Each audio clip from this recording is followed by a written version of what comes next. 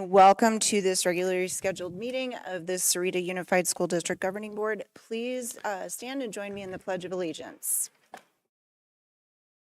I pledge allegiance to the flag of the United States of America and to the republic for which it stands, one nation under God, indivisible, with liberty and justice for all.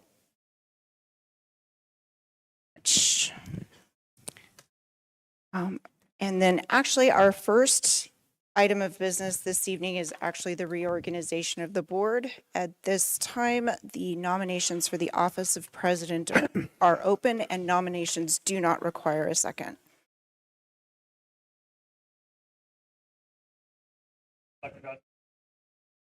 Okay. Is there any additional nominations? Seeing none, we'll proceed to vote. Really quickly, does that require a roll call? No, I don't believe it does. Seeing none, we'll proceed to vote. All in favor, say aye. Aye. All opposed, same sign. Motion carries. Congratulations, Dr. Sparks.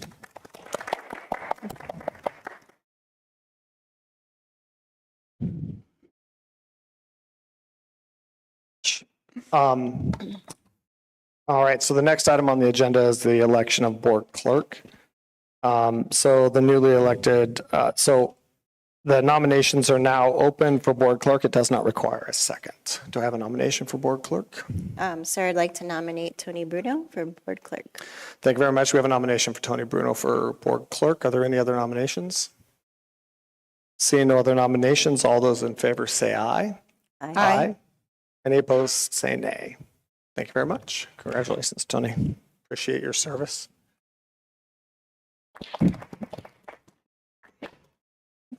So we'll move on to the regularly scheduled agenda items. And now that that has been done, so we'll go ahead and move on to roll call. Ms. Palacios. Governing Board President, Dr. John Sparks. Present. Governing Board Clerk, Anthony Bruno. Present. Governing Board Member, Raul Rodriguez. Governing Board Member, Amy Petersmark. Present. Governing Board Member, Ms. Denise Reese. Present. District Administration Superintendent, Dr. Manuel Valenzuela. Present. Chief Financial Officer, Ms. Lisa Huey. Present. Assistant Superintendent, Ms. Darlene Robinson. Assistant Superintendent, Mr. Scott Downs. Here. Thank you very much. I think that we'll move on to the next item on the agenda, but I think also it's important to maybe say for the public, every year school boards are organized of 5 or 3 board members in the state of Arizona, and every year they're required to reorganize and call a new president and a new clerk, or the same in some cases. And I just think it's important. Sahuarita Unified School District has a long history of rotating that position pretty regularly, meaning everybody kind of gets a turn to be that president and clerk and to participate in that fashion and to set the agenda and to work a little more closely with the superintendent. I think that actually is a really good thing. I know other boards across the state, especially ones that have a lot of longevity, kind of operate in that same fashion too, which I think is good because then everybody's voice is heard. Each of us was elected by the individuals to be the fiduciary responsibility and policy responsibility for the district. And we all represent slightly different communities and groups of people and interests in the community. So I think that's important to know. So excuse me for saying that out loud, but I think it's a good thing. It represents good leadership, I think, in the long run of allowing everybody to have that opportunity to be recognized and to do that work and fulfill that role. So sorry for waxing on my soapbox there a little bit, but I appreciate it. So the next item on the agenda is approval of the agenda, Dr. Valenzuela. Yes, sir. President Sparks, members of the board. At this time, I do recommend approval of the agenda as it was revised. Thank you very much. We have a recommendation. Do we have a motion? So moved. Second. Motion and second. Any further discussion about the agenda item? Seeing no further discussion, all those in favor say aye. Aye. Any opposed say nay. Thank you very much. The next item on the agenda is the approval of the minutes from the December 10th board meeting. Dr. Valenzuela. Thank you. Yes, Dr. Sparks, this evening I would recommend your approval of the draft minutes from the regularly scheduled meeting of the board back on December 10th. And it also includes the public notification of the boards gathering at the annual conference of the Arizona School Boards Association from December 17th through 19th of the same month. And after your review and consideration, I do recommend approval. Thank you very much. We have a recommendation. Do I have a motion? So moved. Second. Motion and second. Any further discussion? Thank you. And just to say thank you as we finalize, I appreciate that all of the board members historically in this district have attended both the legal and the annual conference and spend 3 or 4 days learning about running a school board, which is way more complex than I ever would have thought before I joined the school board. So appreciate all of your service. Seeing any further discussion? No further discussion. All those in favor say aye. Aye. Any opposed say nay. Thank you very much. We'll go ahead and move on to the next item on the agenda, the superintendent's report. Dr. Ellen Swale. Yes, sir. Thank you, Dr. Sparks, members of the board. I have just a couple of things to share this evening. Last Friday, I had the opportunity on a very chilly late Friday afternoon, to go to Walden Grove High School and celebrate a new tradition, in that this is the first, the number of Milo Rushford, who's a former student athlete, Walden Grove class of 22, was retired, as you can see, number 12. Milo is just one of those young men that represents kind of the values of our community. He graduated Walden Grove High School as their valedictorian. I think his GPA was like 4.67. Really, obviously, a very bright young man, and was drafted out of high school by the Kansas City Royals. And as you can see by his photo there, he currently plays for the Columbia, I believe, South Carolina Fireflies, the single A affiliate of the Kansas City Royals, and just a fine young man, a great event, and we look forward to celebrating his success as he goes forward in his career. Another really exciting thing that honors our community is the fact that our Sahuarita High School marching Mustangs are going to Philadelphia to be Arizona's representative at the America's Birthday Parade. They are going to march in like a 3-mile long parade that's part of our semi-sequencentennial, the 250th birthday. This is a group we can all be very proud of, all 101 members. They really reflect the community spirit that defines our community, and it really is a team effort. As you can imagine, going to Philadelphia and all the associated logistics is not cheap. And so we're working really hard and collaborating to try and help them get there, working with corporate, with tax credit, with crowdfunding.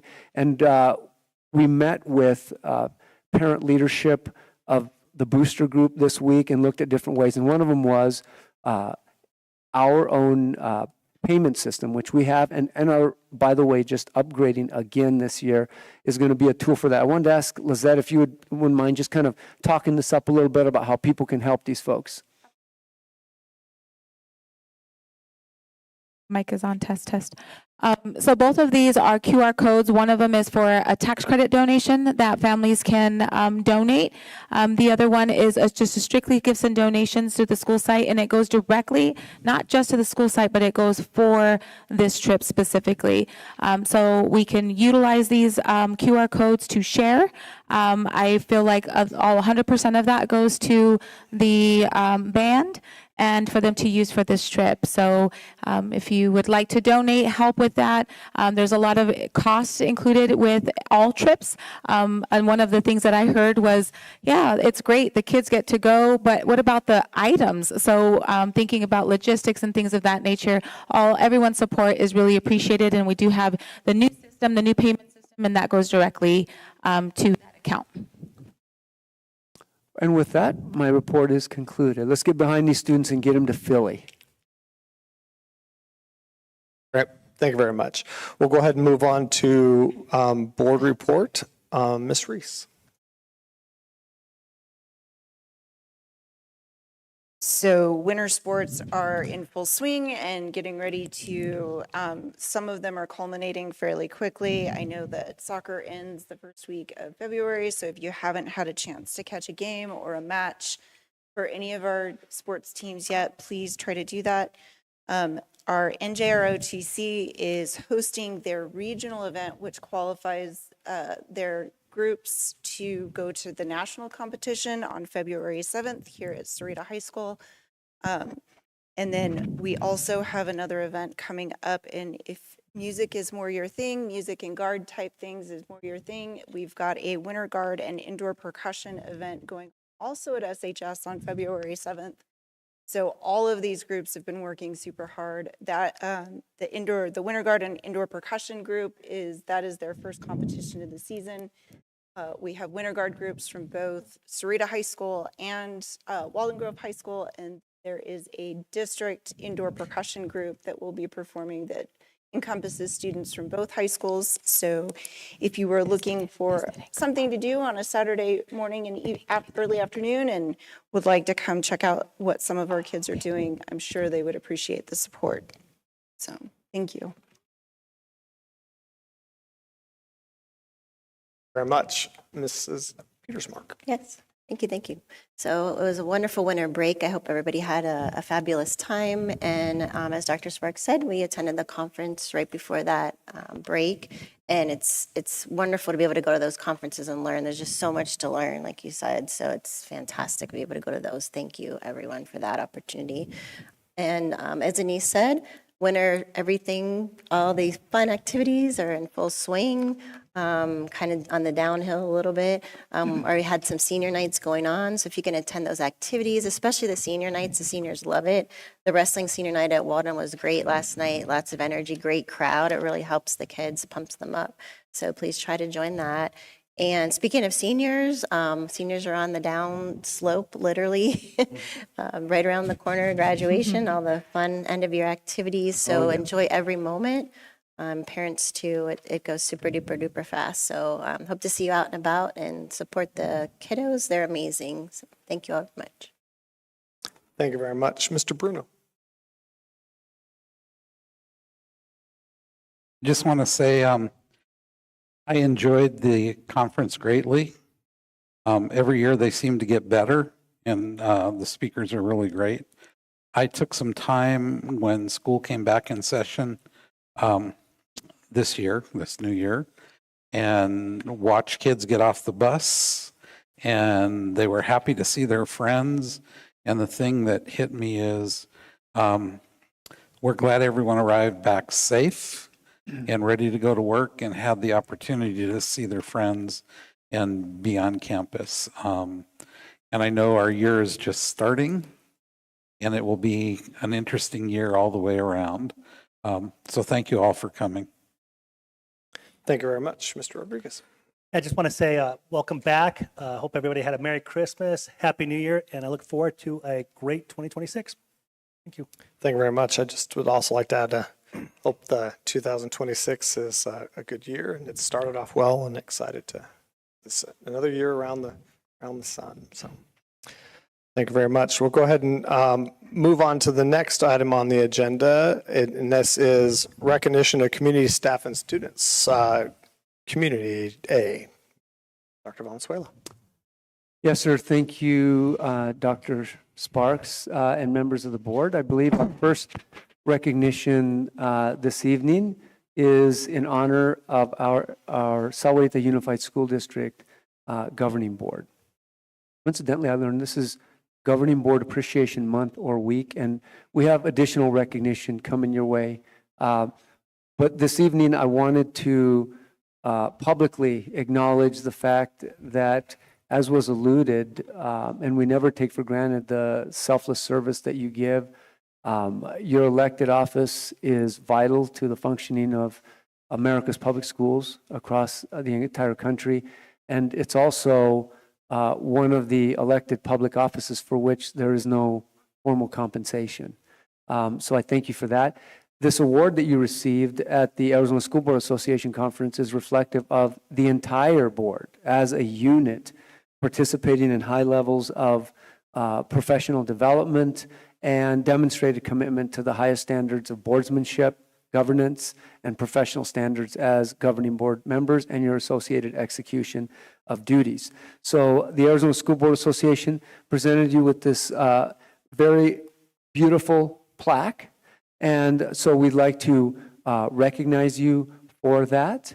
and give you a round of applause in acknowledgement.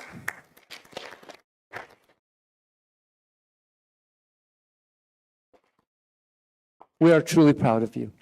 Thank you, Dr. Valenzuela. I was going to say, if we needed to take a picture, I know we took one, but we didn't take one with the plaque. I think, And could we at the end maybe take that so that we don't make our yes, crowd wait let's for do us? that. We'll do, because we'll all be here at the end. Yeah. Yes. We'll all be here till the Yeah. end. Yes, that's a good point. Thank you, Dr. Sparks. Thank you. It's the continuing education recognition for board member service. Thank you very much. So we'll move on to the next item, which is staff special recognition. And then I'll leave that to you. Thank you, Dr. Staff Valenzuela. special recognition.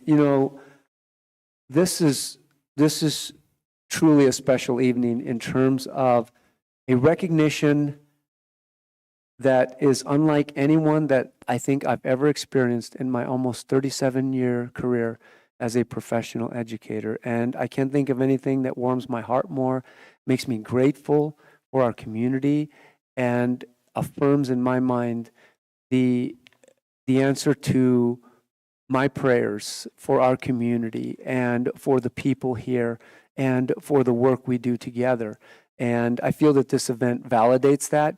A guy named Ken Blanchard said, the greatest investment we make is that which we invest in people. That could not be more true.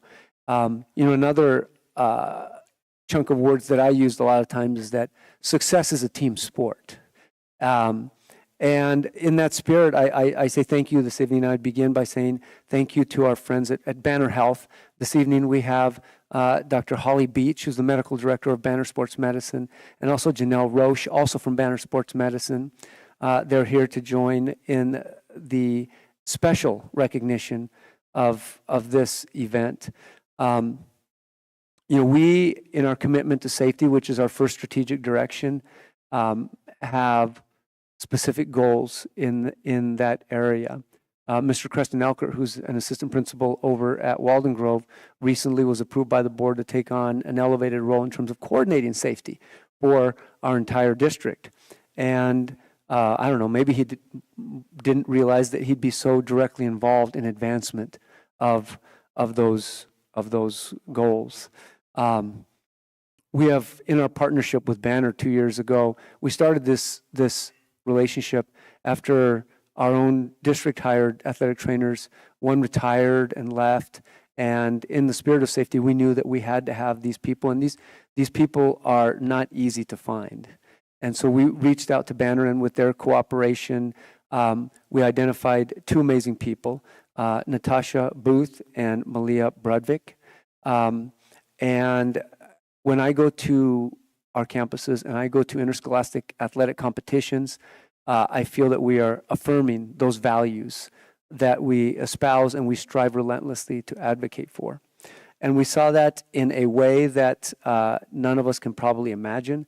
I actually remember a year ago when I was sitting down with Natasha, and Natasha, I don't know if you'd remember this, and we were talking about everything safety, from our concussion management protocol and managing brain injuries to emergency operations plans, climate with how hot it gets. We were talking about weather with thunderstorms. And at the end, I remember saying, Natasha, is there something else that you need? And she said, I really could use another AED machine, because out at Walden, where I work, it's so spread out, and the athletic complex is pretty far removed from the main campus. And I just worry that, heaven forbid, if something happened to somebody, it wouldn't be there when I need it. Well, first day back from the holiday break, Natasha was out with Creston at a Walden Grove soccer competition, boys, I believe. And with no warning, as these things usually occur, one of the officials literally collapsed on the field of play. I heard this afterward, and what I heard is the gentleman had no pulse. And Natasha immediately, Natasha was working with students. You know, we have, and she teaches an amazing health professions program. I've been in that classroom, and she does amazing works with these young people. And so she told this one young man, grab the AED and come with me. And so they're out there. Creston was out there, and between them, and I heard that there was perhaps a parent from the other school, but basically, Natasha managed that incident. Between her and Creston, they immediately had this gentleman's shirt cut. Creston immediately applied the leads, initiated that diagnostic process. Meanwhile, she's doing full speed compressions on this man to try and bring him back. The diagnostics of the machine gave Creston the feedback that a shock was needed. He was in full arrest, however they say that medically. He had no pulse. And so it gave him a full shock, and they continued the compressions. And it took time, to which I've heard in those CPR classes, never give up, keep on going, keep on going. They kept going, and after about 3 or 4 minutes, this gentleman became conscious again. And he started talking. I heard he was even able to get his phone and help communicate with his wife. The folks at Sahuarita Fire were there as fast as they possibly could be. I mean, literally, it was a matter of minutes. And by the time that they arrived, I understand that the gentleman was already conscious. He was already coming. He was coming to. And so, of course, they coordinate their management of the incident as they do. They took the gentleman to the hospital. Last time I heard, he was brought in for whatever treatment he needed and was continuing to receive that treatment. And to me, it just reminds me of a few things. One, qualified personnel. You know, the investment in training of people, the development of people is one of the greatest things that you can do. The other thing is you have to have a willingness to act, which speaks to the character of people. And my gratitude for the people and their actions, which I see on display every day. And I'm truly humbled by it. Imagine the willingness to act when somebody's heart stops right in front of you. And the spirit of teamwork, without hesitation, that Creston and Natasha, they just went to work and they did what they had to do. And then they brought in the fire department and they just kept going and they wouldn't give up. And it reinforces also the value of our commitment to safety, to emergency planning, to investment in these resources that we have on hand, and to our relentless and unwavering commitment to keeping our people, our community, our students, our staff, our people safe. I think it's the highest example of the values that we strive to live each day, of working to make a difference.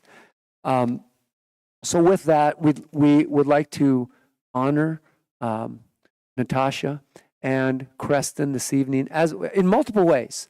One, as a district, we work, and Betsy was the quarterback of this effort. We have a little gift basket that we would like to present to them. I also have, and perhaps after I'm done, the staff, the leadership from Banner, Dr. Beach and Janelle, if you could come down.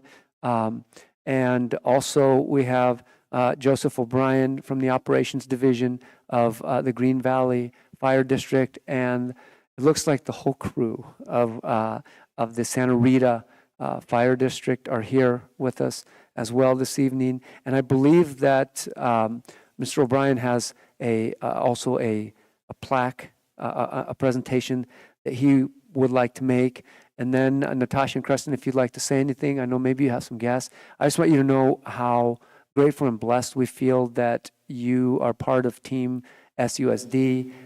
Thank you to your family, and thank you to this community for investing in this type of excellence, this type of integrity, this type of character, and this type of environment and people that makes our community the very best that it can be. So.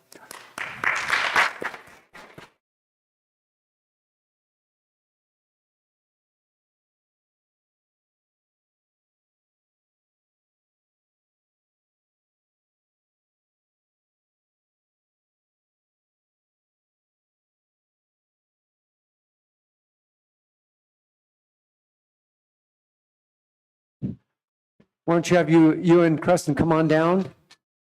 Denise, why don't you go ahead and present them now? Dr. Beach and Janelle, why don't you go ahead and come on down as well? Mr. O'Brien, if you'd like to step to the mic and yeah.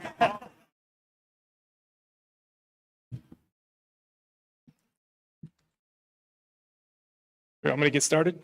Yes, sir. Pictures. All right. Good evening, President Sparks and members of the board. My name is Joseph O'Brien, and I'm here representing the Sahuarita Fire District. Joining me this evening are the men and women who responded to the call. I'd like to ask Paramedic Davis to come down, please, as he was the transport medic on the call.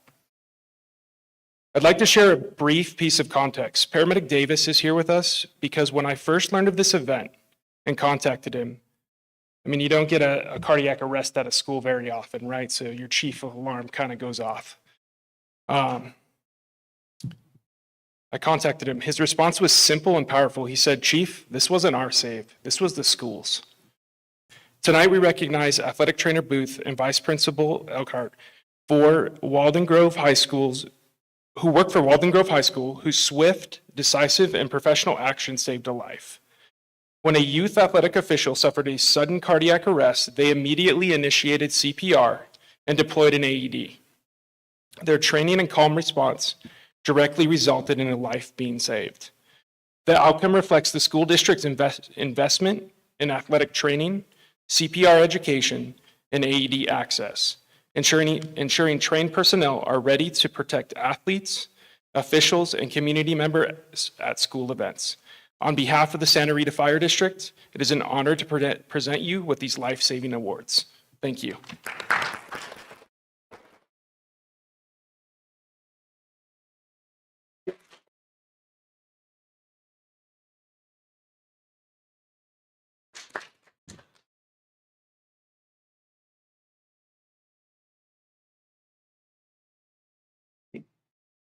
Take a picture over there.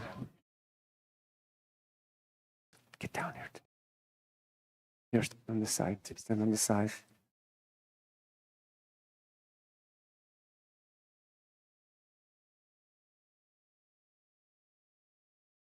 Dr. Beach, I don't know if you'd like to say a few words. You don't have to. If you'd like. Okay. Want to make sure. And Natasha and Crescent, I don't know if you have any. Did you want to introduce who's here with you this evening?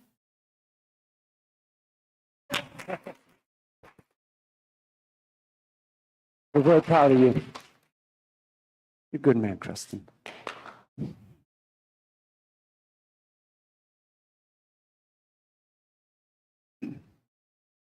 Thank you.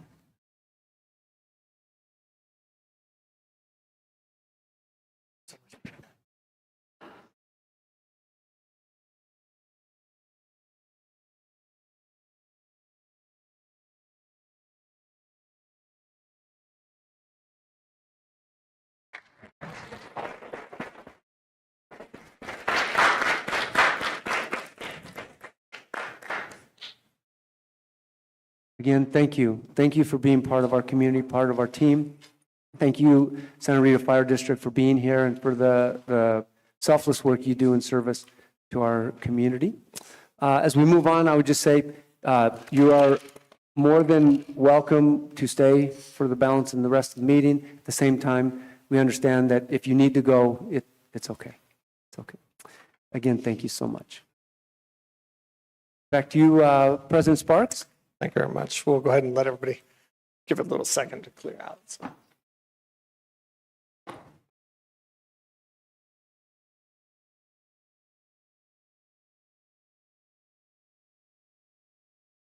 going to run and say thank you.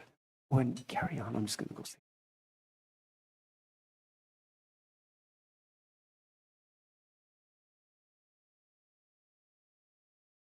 Guys, thank you so much. Joseph, thank you. Hey, and you know, the public service you gave was just as valuable. Beach, thank you for being here. Thank you for being our partners. This Yeah, he's got his mic the on. team spirit and the club.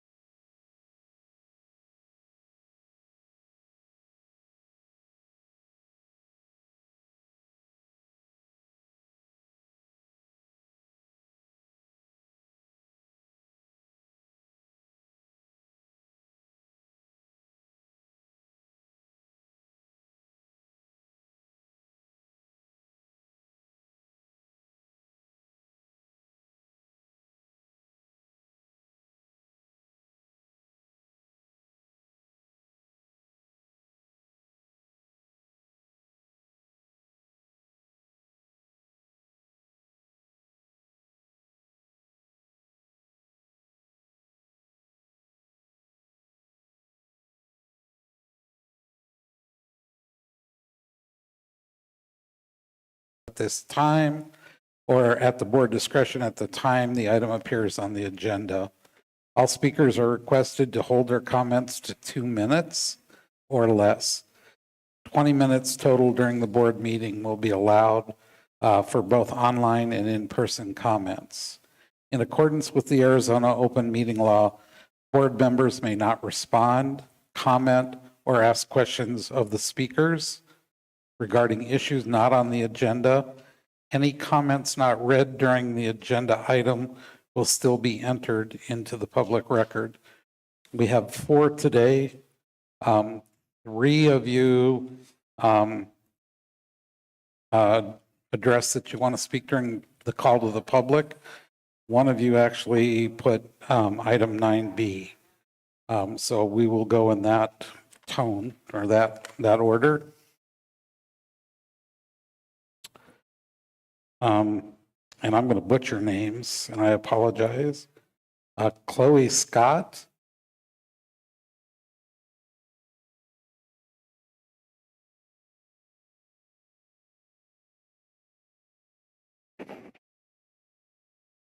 Hello, school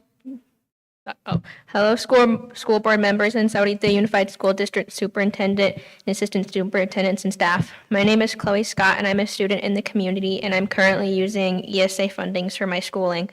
Thank you for adding ESA to the agenda tonight. Your decisions will impact me and many other students. For the past 2 years, I've been on the Sahuarita High School golf team. I've never actually played a match because I started golf really late and I'm still learning. I've also participated in the girls' golf of Green Valley that is outside of the school's domain and as a community activity that is sponsored by the LPGA. When I aged out of that, I was asked to remain as a member and a leader for the younger girls that are still participating in the program. I recently applied to become a youth member on the National LPGA Girls Golf Board of Directors, and I was chosen as one of 13 girls who were chosen out of 70. In my application, I talked about being on the high school's golf team and how it has positively impacted me. The way I understand the policy now, I will not be able to play next year on the high school golf team. I was hoping this year I could work up my confidence and skills to actually play in a match, but now sadly I won't be able to. The LPGA will be sad along with me to lose access and opportunity to this team sport at a high school level. I ask that you reconsider your decision and allow students in our community to have a fair cost to pay to play option. Thank you for your time.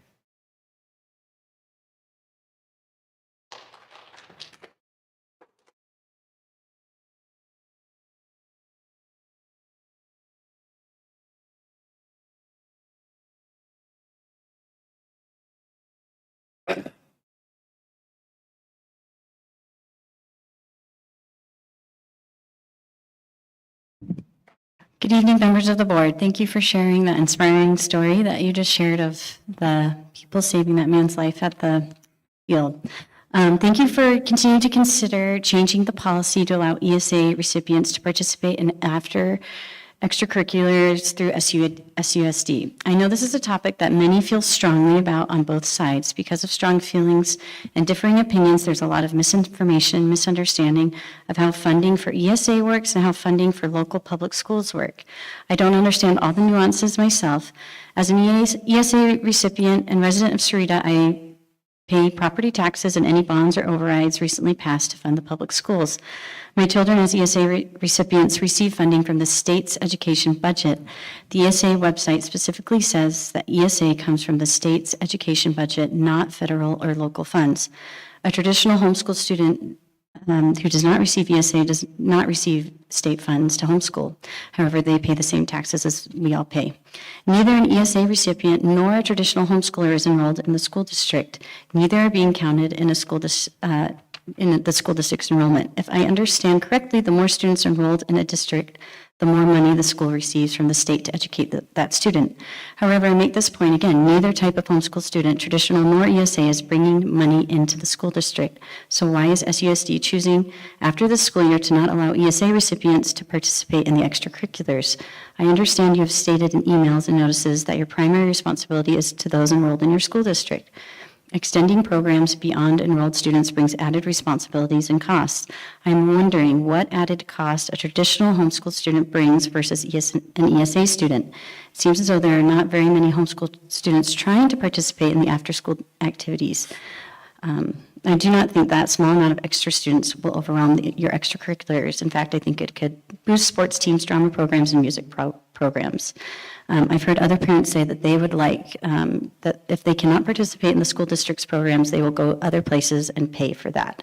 So by adopting a pay-to-play system, you'll recover some of the costs of allowing homeschool students to play. And I see that my time's up, so thank you. Thank you. Thank you. Next is Mary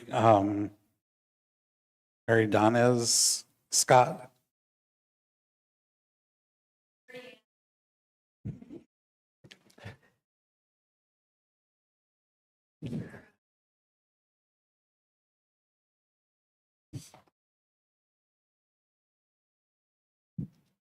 Hello, school board and newly elected President Sparks and Sahuarita Public School superintendents and staff. I was happy to see that the board added ESA follow-up to the agenda. I have so many questions that I had started to research, but darn it, answers are very hard to find.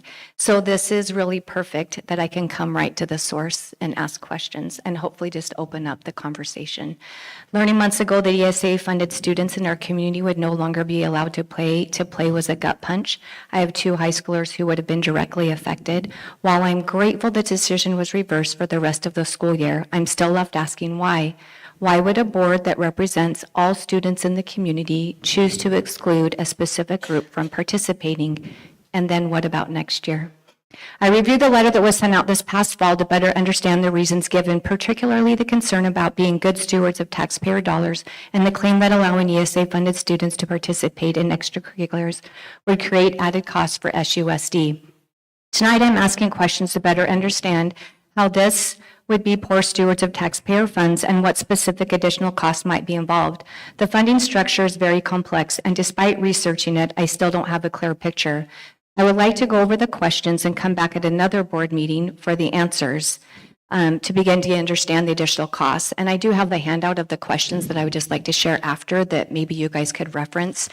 And I think I only have 30 seconds left, and it's a whole list of questions, because truly I don't. I went to the website, I've tried to go to the state board, and there's so many things that I just don't understand, but it goes back to, is it a burden to the school district?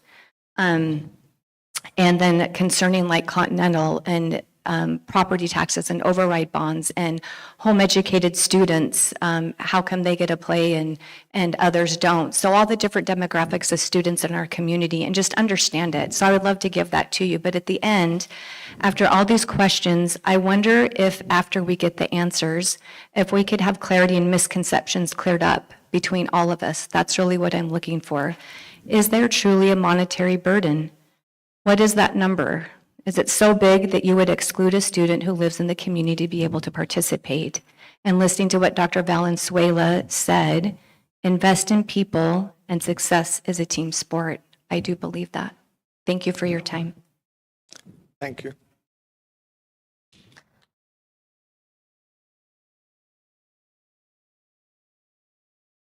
The fourth one? No, you're up. So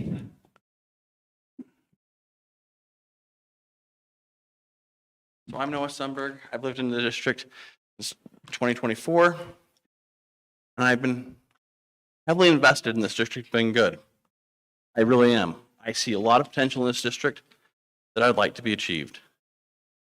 I would start with what Dr. Sparks said about who you represent. And you may have different demographics that have influenced you, but you represent every taxpayer and resident in the Sahuarita district boundaries.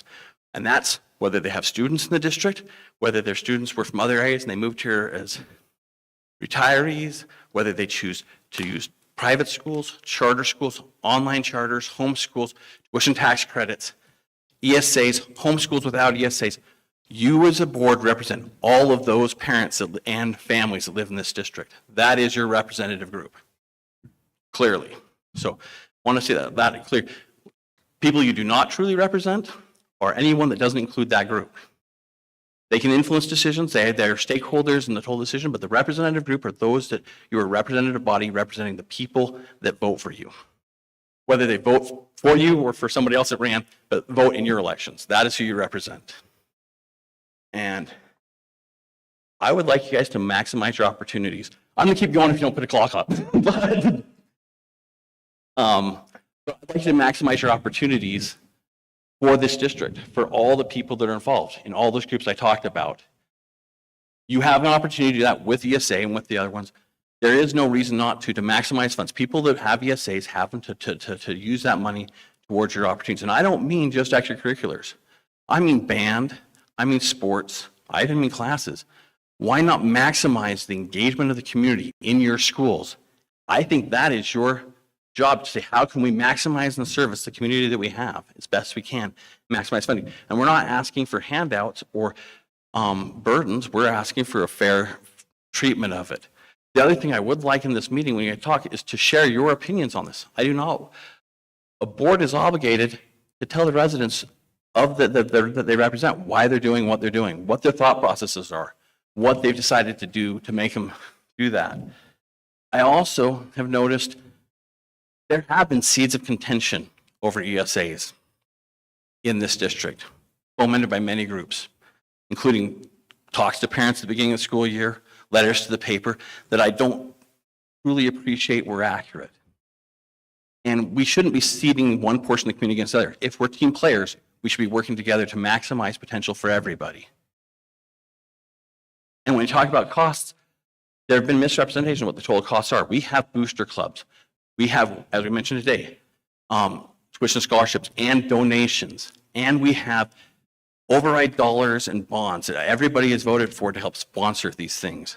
So there is money there. The money that a student is obligated to, the ESAs pay for it, just like they do in other districts like JTED and other school districts. This can be a win for everybody. And I think we should work for the win for everybody, and not to be divisive, but to increase our community engagement and say, how can we maximize the benefit for as many people that we represent and for the total value of the product that we're representing for the people. And I'd like you to think that. One quick thing is, I hope you just vote yes and say, hey, let's open up all the opportunities and maximize our gain instead of minimizing it. Right now, you're trying to push the bare minimum of what state requires, but they give you quite a bit of latitude to do more. And I'd like you to maximize it, but no decisions have to be made in one day. I understand these are complicated issues and that some things may take multiple bites out, multiple thoughts, but I'd like to hear your thoughts on it. Thanks. Thank you. Thank you very much for all of your comments. We'll move on to the next item on the agenda, new business, the proposed 27-28 school calendar, already 27-28 school calendar. Yes, sir, Dr. Sparks, if you can believe it, we're already looking 2 years ahead to 27, 28. But we said that when we were planning the 25, 26 school year, and here we are. As always, we try and be proactive and forward-thinking in terms of these specific processes, so families can be as prepared in the management of their own households. With that, Mrs. Robinson, Assistant Superintendent Robinson, like her predecessor, Mr. Bonner, works with our team to formulate a calendar that's consistent, that is balanced, that is compliant with all state regulatory rules. And as is customary, I anticipate I'll recommend her tabling it, but I'd like to ask Darlene to just give a little bit of a summary of this calendar as is proposed. Darlene?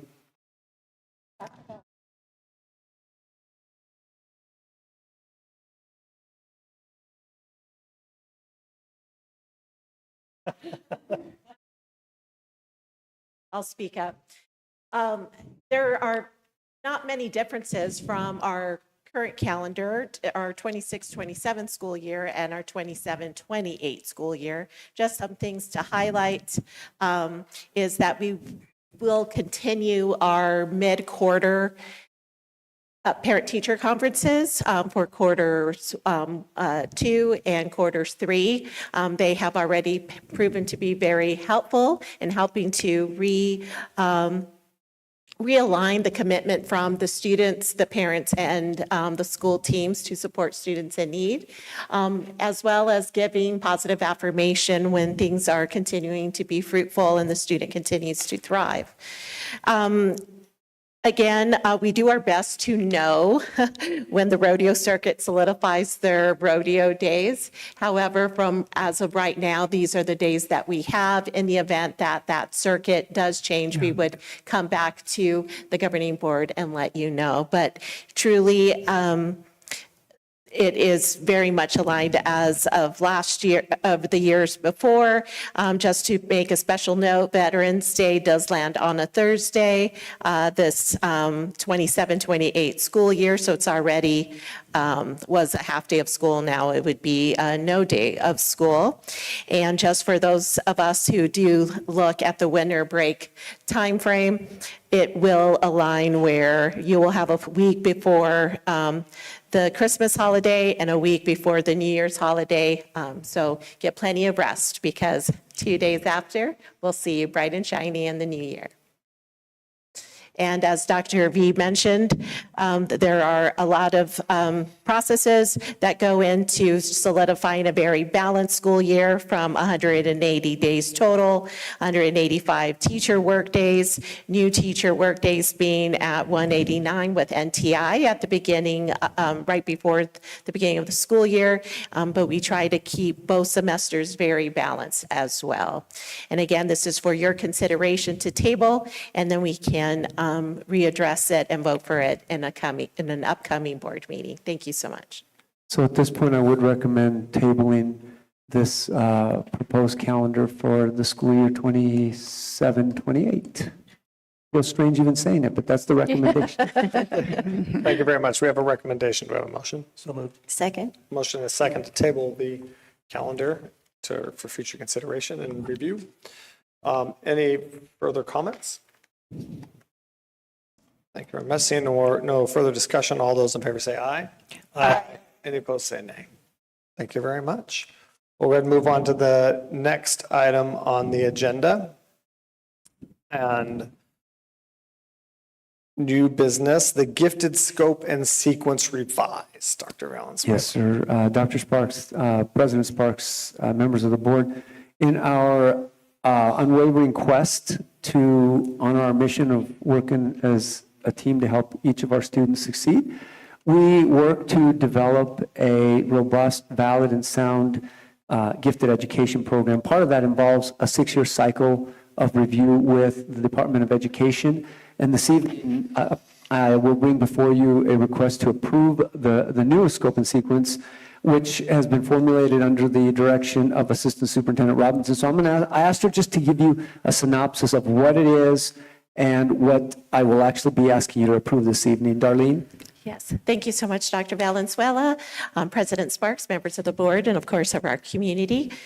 As you see, it's a very robust scope and sequence that is meant to highlight and capture all the best practices in gifted education based on standard-based instruction and different modalities that are part of the national norms for gifted education, as well as state requirements. On the screen in front of us, just some major whys behind the revision.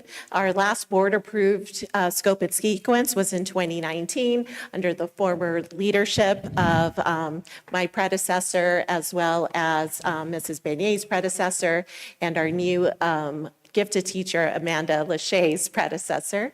And so it was very important for us in this new year under Mrs. Lachey's vision as well, that we comb through the scope and sequence and just make sure that best practices were highlighted, and if there were opportunities to expand on bettering those practices, that we would do that. So we had that opportunity in the fall semester.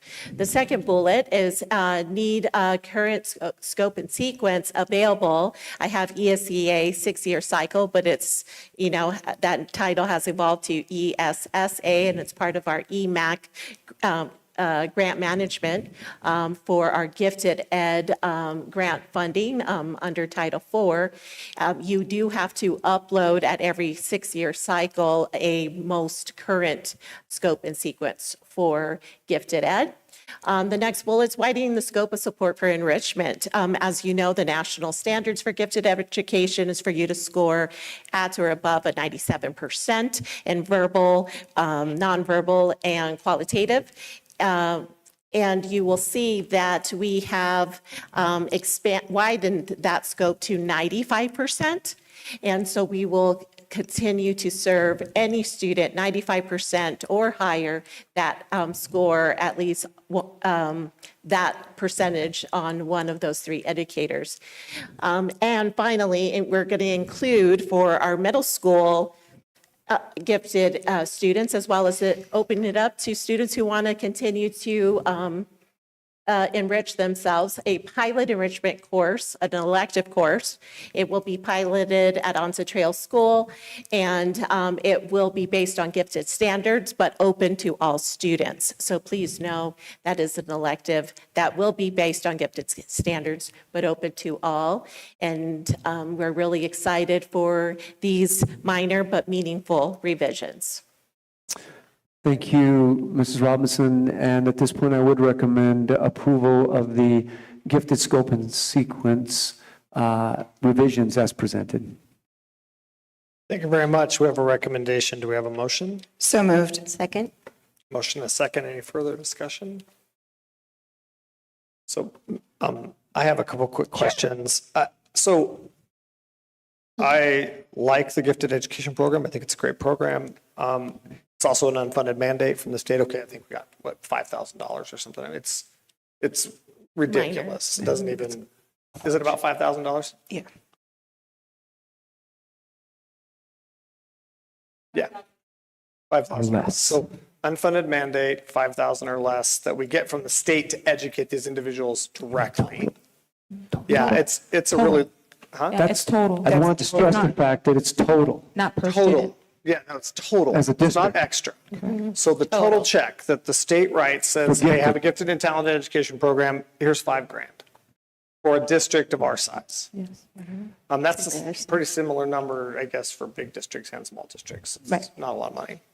My question is, I struggle with moving the set point from 97 and 95.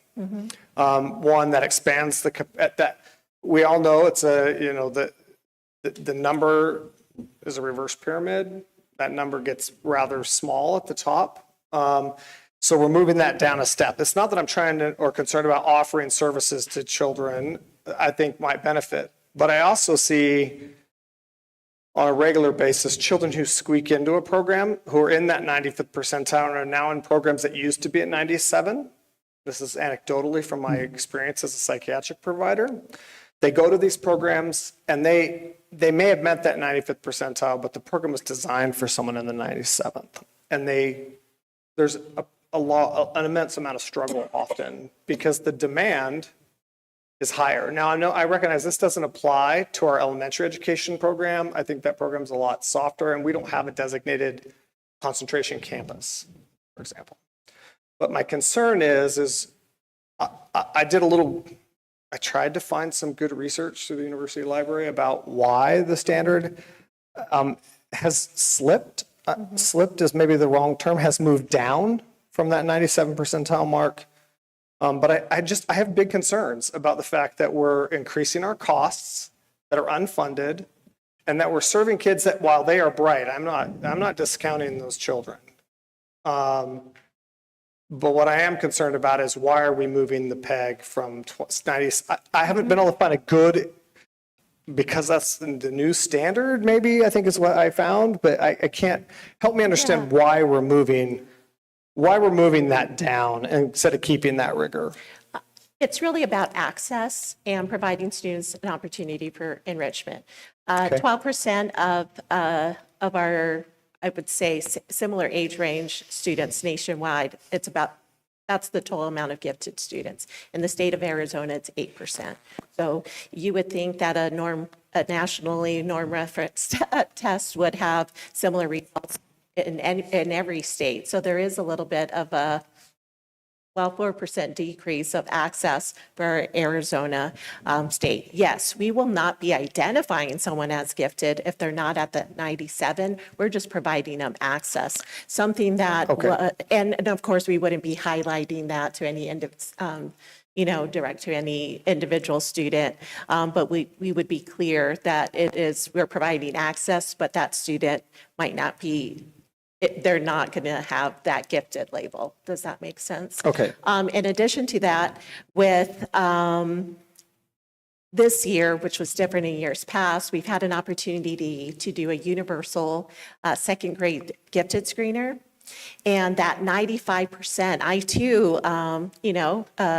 I would say, went back and forth on that access piece because I don't want to change what is a scientifically based norm. And as a mother of gifted students, there's a lot more than the gifted education that you have to consider, psychologically, emotionally, and all of those things. But it would have captured only 2 additional students. So there isn't a high percentage of students in that 95%. It would have only captured 2. Something else that was a major push for the 95%, I would say the things I just mentioned were, plus in any given year, it has a 2 to 3% plus or minus bias. So a lot of our students who don't qualify for that gifted label or identification one year, if they retest, chances are they will. So we're kind of capturing them all in that moment. Neighboring districts, I will say there are certain districts neighboring to us that their threshold to capture that 8 to 12% when they're not scoring at the 97th percentile or above have dropped it to 81 or 85 or 91. I don't foresee us doing that. We already do have a robust gifted cluster model at the K-5 level and, our varied, differentiated classes with our math, 3-tiered math, as well as our basket full of, and I say that only because it is this robust and bountiful amount of options for AP honors classes and dual enrollment. We don't have that need here, but we do have the responsibility of that accessibility and then getting those students who are just right on the cusp that opportunity. But we wouldn't identify them as gifted, but allow them to be have access to our services. So thank you. And that's really what I was, people may disagree with me for asking the question. I think it's a perfectly reasonable question why we're moving the point. And I do know, and I have seen across this county where systems, in order to keep enrollment somewheres or to manage inflow, have dropped that number. And they also have, talking to individuals in those districts, they have some pretty high dropout rates when that happens. When you put a young person that's 81 or 85 or 88, and then you say, well, you have to take 3 or 4 AP classes, and those are high demand classes. So you gave me the piece of information I wanted. We're keeping the standard designation the same, but we're allowing access. And I do agree, because there is bias in exams, because we know that kids from the West Coast tend to score better on the ACT than they do on the SAT, and kids from the East Coast tend to score better on the SAT, and there is clearly testing bias in those exams. And so that's what I needed to know. I did see that there was a variance every year on that testing. And usually the students, the teachers are kind of picking up on like, hey, we need to provide more enrichment. Even if they don't test, probably could use that. And so you're saying you're just allowing more access to the program. We're not changing that designation. No, the way we identify will be a national norm. And I believe I said qualitative, it is quantitative reasoning. I know I interchanged it. It's me and my doctoral work at work. Thank you. And that's really what I wanted to know. And I think it's a reason I wanted to know why we were changing it from that standard, because there's a lot of discussion, right, about grade inflation and, managing expectations. And parental drive versus child capacity. And, and so it does, I want to make sure we're making that change in order to support and enrich children and not having an adverse effect or impact. No, and we have our goals aligned with that. And I would just add to that, Dr. Sparks, first of all, I processed the exact same, when I heard this, my response was almost verbatim what yours was, because really it gets down to the goal. Whether we're testing for placing a student in special needs services, like for some kind of a disability or for giftedness, it's really about the validity of the instrument so that we can really just meet the needs of that child, whatever that need is. We just want it to be valid. Just like in your medical field, you don't want to misdiagnose and make those kind of decisions. So you don't want to wrongly place somebody who's just not going to benefit from the gifted program. But at the same time, you don't want to maybe miss a kid who is within that margin of error, or for some other demographic or environmental variables maybe wouldn't get in. And I think Ms. Robinson's answer to you was the same one that she gave to me. And I think it reinforces our student-centered approach and those interests that we, I think, both conveys. Thank you for asking the question. Thank you very much. Then you did wonderful in answering. Appreciate it. Any other further comments? Yeah, so with the change and offering up services for the students who are sort of sitting in that 2% sort of not gray area, but the variance there, what is our plan for educating the parents as they're getting ready, especially if you have a second grader, of giving them an idea of what it is that their second grader is potentially looking at adding on to their plate in terms of that, and making sure that, is there a trial period for the student to try the services and sort of go from there? I mean, I just want to make sure that we're Supporting yeah, and well, yeah, educating, supporting yeah. the parents too, because you're talking about 7-year-olds, and God bless them, but they're 7. And so the other thing is too, is that if you, particularly if you're a parent that either hasn't been through gifted education yourself or is not, that can be very overwhelming when you start dealing with the reality of potentially having a gifted student. It is a different world. So I guess I would just want to make sure that with that change and with offering those services to those students, like what are our plans about making sure that our parents are aware of that as they kind of go into this? Yes, so the change, in the event that you would approve the 95% or higher on either one of those 3 indicators, the process wouldn't change, and the current process includes communicating those final scores to not only the parents but the teacher, and that's usually done by an administrator with the support and information by our student services department that is very thorough in that communication, whether you regardless of where you scored on the assessment. But definitely if you tested into the gifted program or now have access to it. Again, we're not going to highlight when someone's 95 and one who's 97. It's really about what the services include, and it is comprehensive. It isn't a menu system. So that would include that the student has an opportunity to transfer over to the gifted cluster that year or remain in their classroom and then transfer over that following year. They also get socio-emotional support through our counseling department. That current differentiation within the classroom with gifted, because now there's additional gifted trainings for the gifted cluster teacher. And then once a week, they do commute over to Sahuarita Intermediate, where is the new home of our gifted program. So it is all, and parents have to opt in. If they do not want to, they can pause it for a semester, they could pause it for a year, they could pause it for 2 years. Once you're identified, you're identified. Your giftedness doesn't go away. It's how the district will vow to support it within our systems that we continue to sharpen our skill set for. Okay, thank you. Thank you. I appreciate the extra. I think in a lot of ways it's, when we have students in, 7th grade taking high school algebra and in 8th grade taking high school geometry, the default shouldn't just be it's automatically high school credit. It should be a conversation with each family and student, because some kids may academically be ready for that, but may not be ready for that load so to have it bear weight on their high school transcript, because the high school transcript lives on and, to take. So some kids they meet that criteria, but they may not be.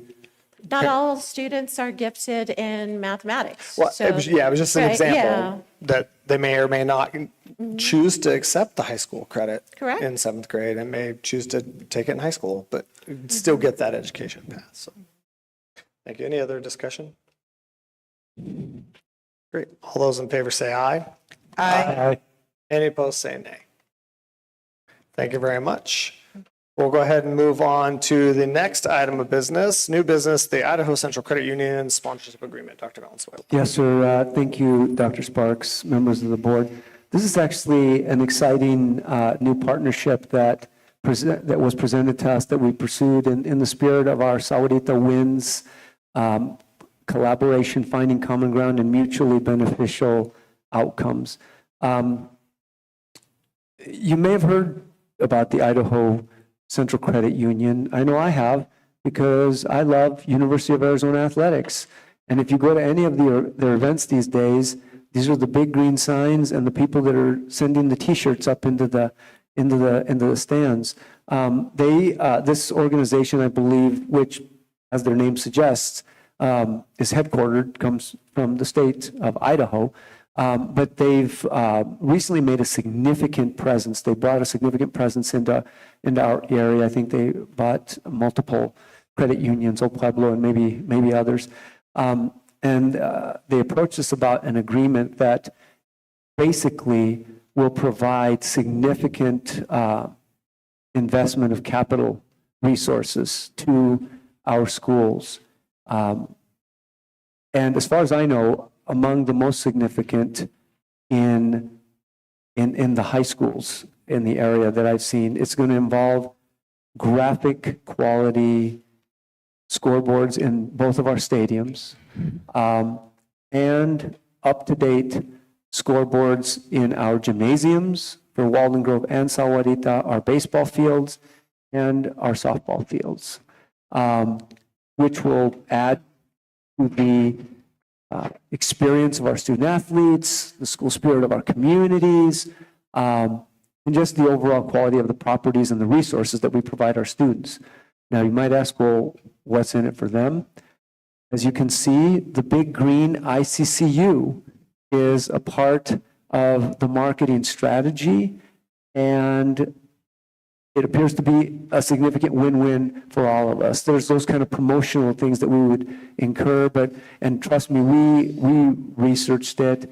We had legal services involved in terms of managing our expectations that there's not some extraordinary risk that we incur that's out of the norm. I know they're working with some other high schools in the region, but we're excited to be kind of on the front end of this, and really grateful for the support to make our mission and our advancement of that mission and our facilities better by working together. And so, I mean, it's really that simple. I'd be glad to answer any questions, but I would, again, it's been vetted through all of our departments multiple times. It's been vetted a couple of times through legal. We've gone back and forth. We negotiated even a few points with them. And so I would recommend approval of the Idaho Central Credit Union, ICCU agreement as it is presented in your packet. Thank you very much. We have a recommendation. Do we have a motion? So moved. Second. Motion and a second. Any further discussion? Quick question. Will the old scoreboards come down? And then Yes, these I will be believe, put I up? believe the old scoreboards will come down. It will be a totally brand-new presence there. Fantastic. Okay, thank you. And we send those out too. You'll see them on your next agenda probably after they take them down so that we can go ahead and list them on auction. Okay. And that was actually my question, is as to whether or not, particularly for Onza Trail, Wrights and Ridge, and SMS, is there potential for moving the older boards over to those for middle school games, or has that even been discussed? I'm just not sure how we are planning to. It sounds like they're getting ready to go out for sort of a surplus or auction, but They go to surplus if we can't use them. Okay. So my understanding, I don't remember what they all look like, if they have like logos and things of that nature that's already imprinted that we could, but we try every effort to try to see if we can relocate them in without significant cost, or then it goes to auction on the next agenda. If somebody wants them, we will use them. Yes. If they're, meaning, do they have branding and logo? The other thing is, like, at our middle schools, they may already have devices that are of comparable quality and just as newer already. Sometimes the technology behind it, some of that stuff is not interchangeable, so we always look at those options first and then we put it on auction. perfect. And I think, if I remember correctly, the board at the Sahuarita High School football field, for example, had some problems not too many years ago and had to have a bunch of work done. We're not replacing new equipment. No, We're replacing, in many cases, very dated equipment with newer equipment. And I value and I'm grateful for how we work as a team, because your comments, Dr. Sparks, remind me of something that I think is worth pointing out that I hadn't previously thought about. And that is, if you notice, the old Sahuarita High School scoreboard has Earl J. Kelly Stadium, Burton Tinglefield. That will not change. The signage of that will just be modified, but the naming is not going to change. And I just wanted to stress that there will be that proper recognition of that tradition, and that history will remain. That's not advertising. Right. That's not. No. Okay. Any other comments or questions? Okay, all those in favor say aye. Aye. Any opposed say nay. Thank you very much. We'll go ahead and move on to the next item on the agenda, which is governing board. I believe it's the governing board meeting lunch schedules, Dr. Valenzuela. Yes, sir. Dr. Sparks, members of the board. Once again, it's hard to believe I had to do a double take that we're doing this for 2027. And these are calendar year because it goes with the terms of board service. And there's no major change, as has been the case in Sahuarita since, I think, before I was here. And it's worked very well. Although not required, our board generally meets on average twice a month, usually the second and fourth Wednesday of the month at 6 o'clock. There are some months like the ones that have the holidays, like December, November, I think maybe in the summer as well, where we only meet once a month. That won't change. And we always have the one meeting down at Sopri in Amado. We also changed the board lunches, which is a chance for the board members to go have a school food service lunch and interact with students and staff on a regular basis. It's a rotating basis, a different one each month. So nothing's changed there. And so with that, I don't have any further comments. I'd recommend the board's approval of the board meeting, lunch meeting schedules as presented for the calendar year 27. Thank you very much. We have a recommendation. Do we have a motion? Second. Motion and second. Any further discussion? Seeing no further discussion, all those in favor say aye. Aye. Any opposed say nay. Thank you very much. We'll move on to item 9B, ESA follow-up. Yes, sir. Dr. Sparks, members of the board and public. I think it would be prudent just for me to just make a few statements just to kind of refresh our memories as to kind of where we've been. And this item being on the agenda was something that the board expressed individually, I know, to public members, that you'd be willing to have this conversation. But just to clarify a few things, number one, this issue came up because programs, and that was nobody's fault. There was no blame for that. And it was under the umbrella of homeschoolers. And I know that to the point about things being somewhat confusing, changing, difficult. So when we found out that it was something that we had to address, because in fact, by law, an ESA student, a student who takes an empowerment scholarship account, is I think how the statute reads it, is legally different than a homeschool student. Schools have always been obligated legally, and we've always honored that, to take a homeschooled student. So these are different. So when this came up, we evaluated it based on the emergent issue at hand, which is we were not going to penalize students who were already, through nobody's fault, nobody's malice, a part of our programs. They had committed, they trained, they participated. So we said we'll let them participate for this year, but that going forward, we were going to acknowledge this distinction that ESAs are different. We reviewed it. We engaged with individual members of the community. Again, it was on a previous governing board agenda, I think, in the fall. And this evening, the board expressed an opportunity to talk about it. I have been respectfully candid in my professional opinion about this topic. Public education is a public investment, like the EMS people, like the police department. I believe that we have moved to treating it as a public commodity.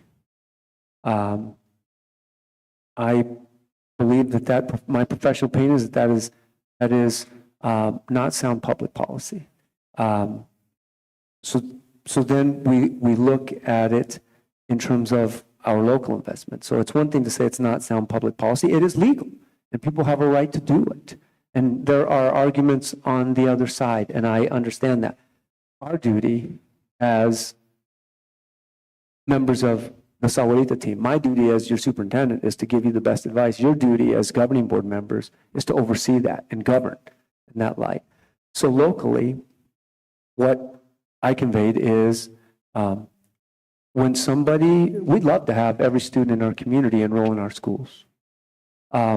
Understanding that people have choices and they make those choices. But when they do that, they sever their ties with the school district. Hence, homeschool and ESA are not the same. They've severed the average daily membership that generates. We operate, and I know people debate, us public educators get accused of saying that, we always like to say that Arizona is the number 50 funded state, and people debate over that. But I think most people would agree that Arizona is certainly in the bottom quartile. So it's certainly in the bottom quartile. And so you as board members, our district resourcefully functions by being able to capture the full ADM, the full monetary resources that the public invests in us. And in our call to be good stewards, we need to scale that so that we're able to provide the robust, quality, and comprehensive educational experience that students need to be successful in the complex world in which we live. But from a financial standpoint, what I said, and I think if you looked at the transcript, you'd see it back in August, we rely on economy of scale. There's an economic principle called the cost disease of the service sector. You can't just treat things like this as a public commodity without losing efficiencies and without compromising the mission. So we need full ADM. I gave the example about how, as an example, a football uniform is about $1,300. A band uniform is about $1,000. And so we can't just take a piece of somebody paying a fee. We charge fees too. They're generally pretty modest, but they're supplemental to the full ADM. We need that ADM. The next one is, I believe it's not sound in terms of good management. In terms of good management, and as just one example, we pay a lot of money for insurance, for liability insurance. A lot of money. And because we know that we have risks, and that's part of our duty is to manage that risk. When we take a bus of students to another place, out of town often, we incur liabilities. If something happens, which could happen, we hope and pray it never does, we do everything within our control. If that happens, we could be liable. That's what we pay for. But in the case of ESA student, we are incurring liabilities for which full ADM is not being generated. And programmatically, we're dealing with an action plan that creates issues in terms of program soundness and programmatic soundness. For example,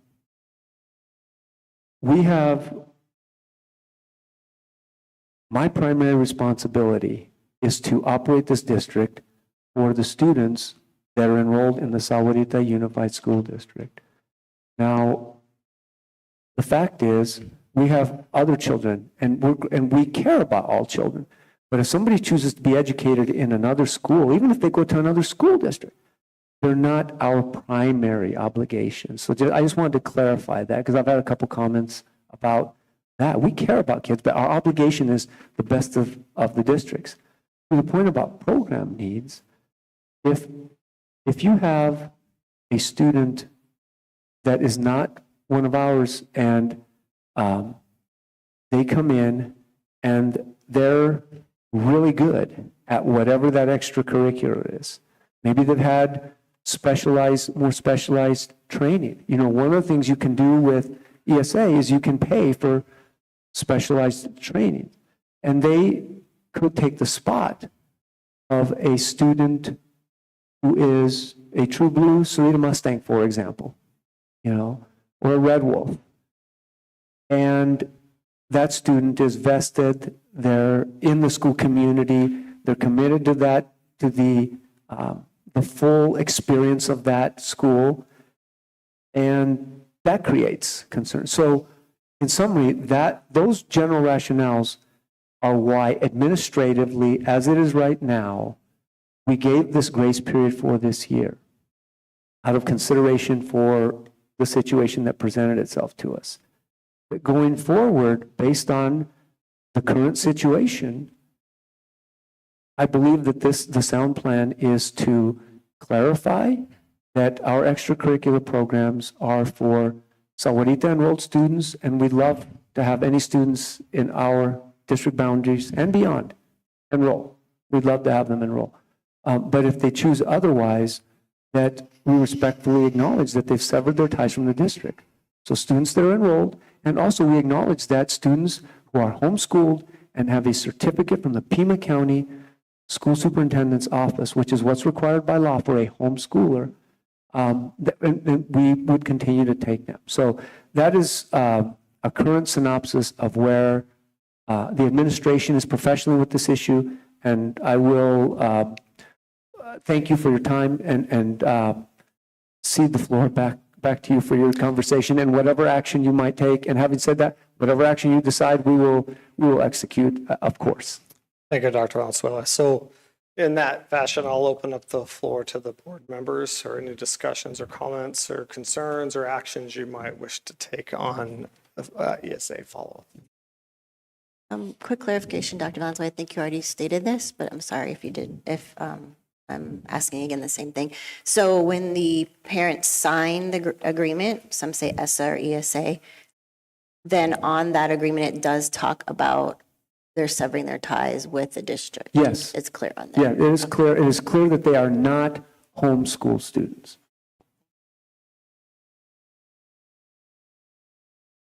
I would just like to say, so, I ran on ESAs. I support ESAs. I believe that in parents' rights, I believe that the parents have the ultimate say in their child's education.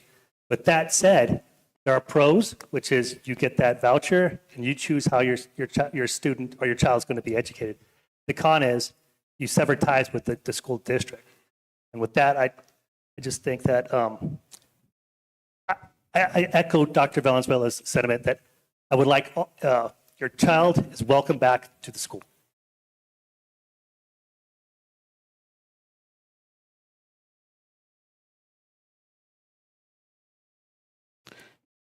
I guess I'm going to make a motion. Okay. And I'm going to move to affirm the administrative determination and action plan as presented tonight. And so to be clear, that is to continue the standard as we have it currently. Correct. The district will not take ESA funds for participation and that ESA students will be treated separately from homeschool students under the law. Is Second. that- Okay, any further discussion about that? I just want to say, I've been affiliated with the school my whole life. And I have seen a lot of change. This isn't my first go round on the board. And the comment I would make is when I ran for office to represent this district and the students within the district. And my comment to you is, I believe in upholding that. I care for each student who's here. At times I feel like they're my own. Most of the time, I'm very proud of our students. I don't have that same connection with our ESA students. They're not here. They're in your homes and they're in your school. And that is the difference to me. I also ran to be fiduciarily responsible for this district and how things impact the finances here at the district. And at this time, I cannot support ESA. That's my. Any other comments? Just echoing what everyone has said, we would love all the children in this wonderful community to be a part of our school. We would love that. But we definitely support choice. As Raul said, with every choice comes a consequence. But we have so many choices in our school district. We have the wonderful Sahuarita Digital Pathways Academy, and we have the hybrid approach that we've had many students go for that with the Sahuarita Digital Pathways Academy, as well as being in the high schools. And we've heard a lot of great experiences. I see Mr. Elkert in the audience. He joins us a lot, and he's dealt with many things. If someone has a little tiny thing that they need help with, he is there, as well as all the rest of our administrators to help all parents and all children. Really appreciate it. So we would love everybody to please come back. We have the room, we have the seats, we have the teachers, we have all the support. So thank you. And I just want to, you made a comment, I just want to clarify. So if a student is in, for example, Sahuarita Digital Pathways Academy, fully online school, and do it from home, they get to participate in sport of the boundaried school that they live in. Yes, sir, that is correct. That's what I thought. I just wanted to make sure I understood that. Okay. Any further discussion or comments? Okay. All those in favor say aye. Aye. Any opposed say nay. Thank you very much. We'll go ahead and move on to the next item on the agenda, which is consent agenda. Dr. Valenzuela. Yes, sir. President Sparks, members of the board, you have a list of routine consent matters that may be considered comprehensively in one motion. And at this time, I do recommend approval of the consent agenda in its entirety. Thank you very much. We have a recommendation. Do we have a motion? So moved. Second. Any further discussion? Seeing no further discussion, all those in favor say aye. Aye. Any opposed say nay.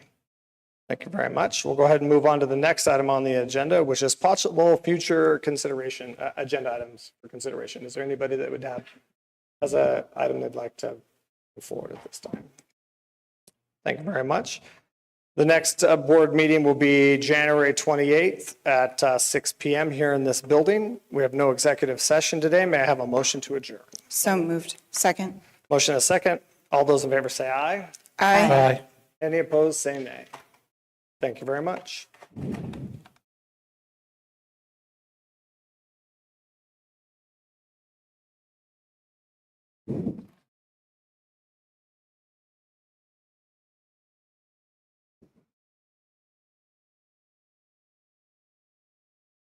So at that point,